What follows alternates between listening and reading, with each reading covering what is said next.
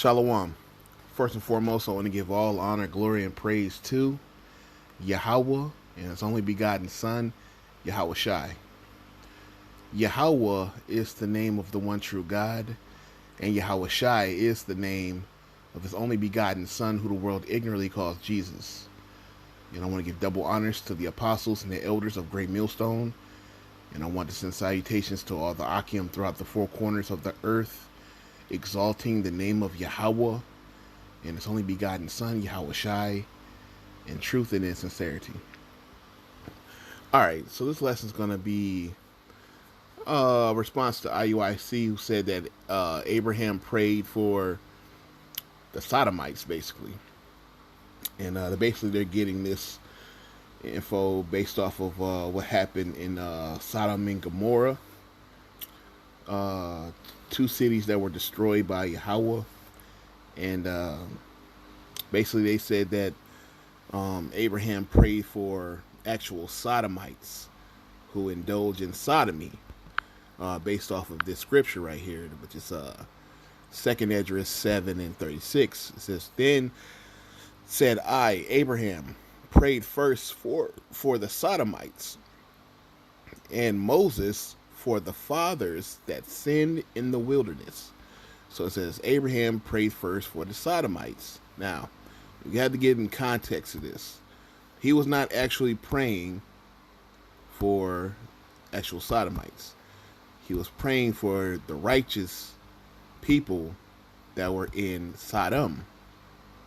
Like if I said I'm from Sodom, or if I say, hey, everybody over here in a group is from Sodom, and then I said, oh, okay, so those are the Sodomites.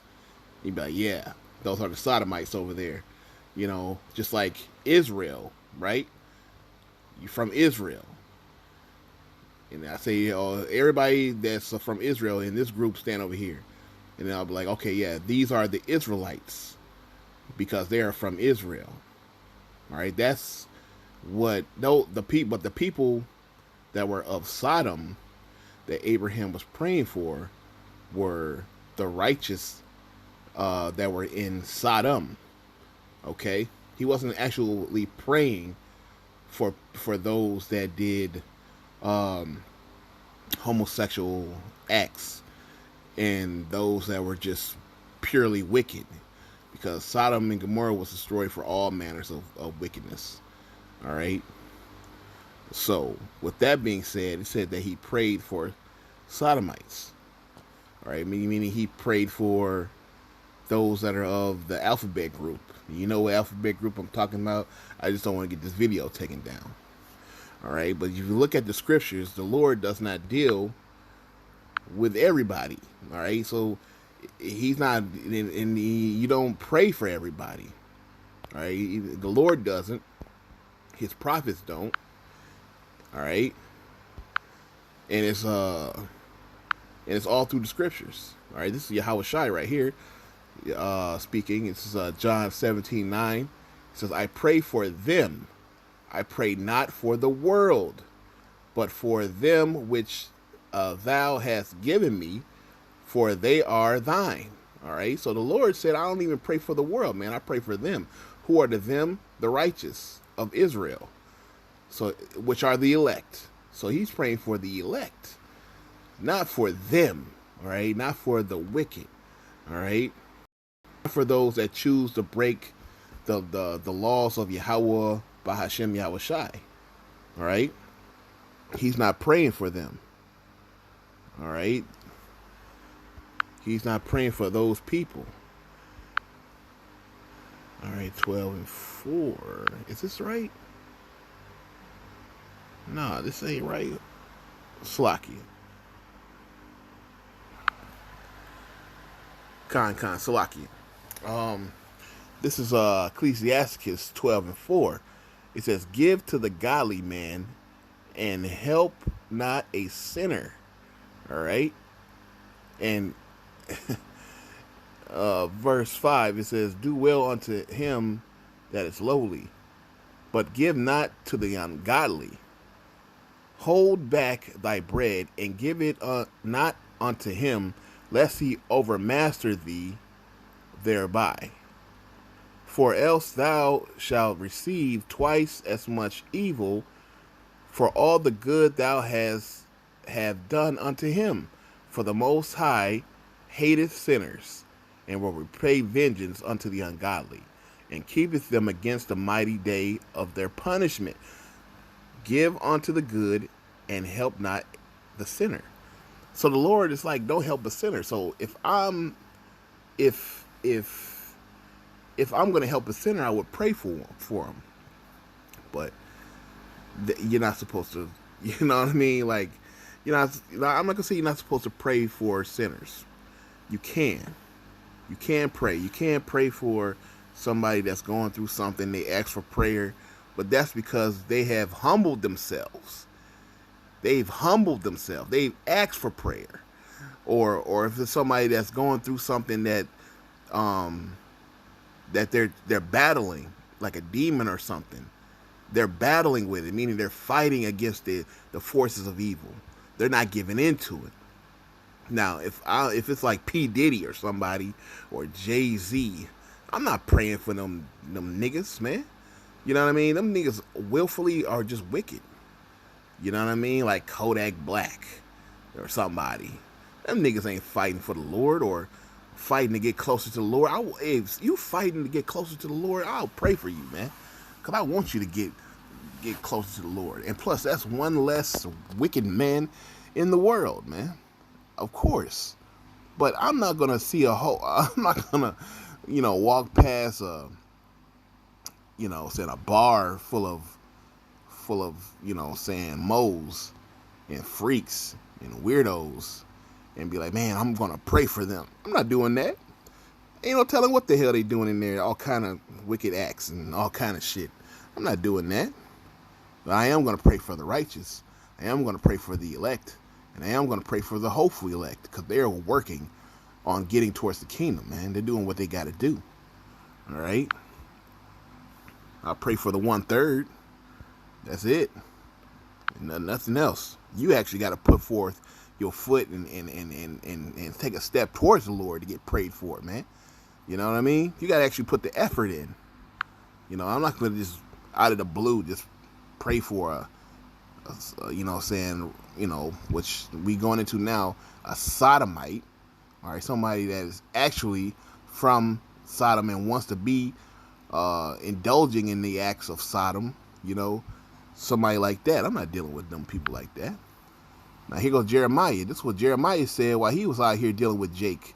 All right, Jeremiah 7:16. It says, therefore pray not thou for this people, neither lift up cry nor prayer for them, neither make intercession to me, for I will not hear thee. So, Jeremiah said, don't pray for these people. Don't lift up a prayer for them. Don't cry for them. Don't do nothing. Why? Because, hell, they was giving Jeremiah hell. So Jeremiah realized, man, I'm not even going to pray for these idiots, man. All right? I'm not praying for them. They hate me. They hate the messenger. The scriptures say they hate him that rebuketh in the gate. Jeremiah was rebuking and trying to correct our people, but they hate him that rebuketh in the gate. All right? They hate the prophets of the Lord. And not only once did Jeremiah say it, he said it twice. Jeremiah 11:14. Therefore pray thou not for this people, neither lift up a cry or a prayer for them, for I will not hear them in the time that they cry unto me for their trouble. So, hey, man, listen, the Lord himself is not dealing with these people. All right? So why even pray for them? All right? Now, dealing with citizenship. All right?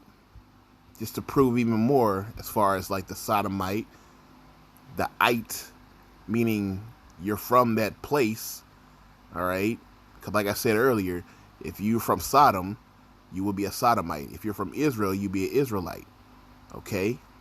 It's just a title on you for where you're from. Now let's deal with Paul. For instance, Paul had Roman citizenship. But what was his nation? He was an Israelite. All right, this is Acts 16:37. It says, but Paul said unto them, they have beaten us openly, condemning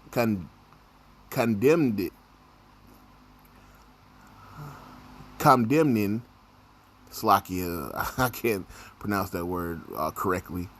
It says, being Romans, and have cast us into prison. And now do they thrust us out privily. It says, nay, verily, but let them come themselves and fetch us out. All right, so Paul said, being Romans. So, I mean, he was a Roman. All right, he had Roman citizenship. All right, being of Rome. But Paul also said what? Romans 11:1. It says, I say then, hath God cast away his people? God forbid. For I am an Israelite of the seed of Abraham, of the tribe of Benjamin. So not only did he know he was an Israelite, he knew what tribe he was from. All right? From the tribe of Benjamin. All right? Of the seed of Abraham. But he had Roman citizenship. He was born in a certain land. All right? And it's known as a Roman. But his actual seed was of Israel. All right? So the people that Abraham was praying for were the righteous. Even though they were in a land and they were called Sodomites or Sodom, they were of the righteous. Okay? He was just praying for the righteous. He was not actually praying for like Sodomites that were indulging in wicked acts. He was praying for the Sodomites that were there that were righteous. Okay? And the scriptures are going to prove that. This is Genesis 18:22. Should I start? Yeah. It says, and men turned their faces from thence and went towards Sodom. But Abraham stood yet before Yahweh. And Abraham drew near and said, wilt thou also destroy the righteous with the wicked? So Yahweh has already made up his mind he's going to do this. All right, he's going to destroy this place. But Abraham right here is saying, will you destroy the righteous with the wicked? So his concern was with the righteous, not the wicked. Could care less about the wicked. His concern was with the righteous. It says, peradventure, there be 50 righteous within the city, wilt thou destroy and not spare the place for the 50 righteous that therein? That be far from thee to do after this manner, to slay the righteous with the wicked, and that the righteous should be as the wicked that be far from thee? Shall not the judge of all the earth do right? So his concern is with the righteous, not the wicked. All right? That's who he's pleading and praying for. It says, because he's talking directly to the Lord. That's the prayer. All right, verse 26. And Yahweh said, if I find in Sodom 50 righteous within the city, then I will spare all the place of their sakes. And Abraham answered and said, behold, now I have taken unto me to speak unto the Lord, which am but dust and ash. Peradventure there shall lack 5 of the 50 righteous. Wilt thou destroy the city for the lack of 5? And he said, if I find there 40 and 5, I will not destroy it. And he spake unto him yet again and said, peradventure there shall be 40 found. And he said, I will do it for 40's sake. All right, and then it goes on and on and on and on. All right, and he couldn't find anybody.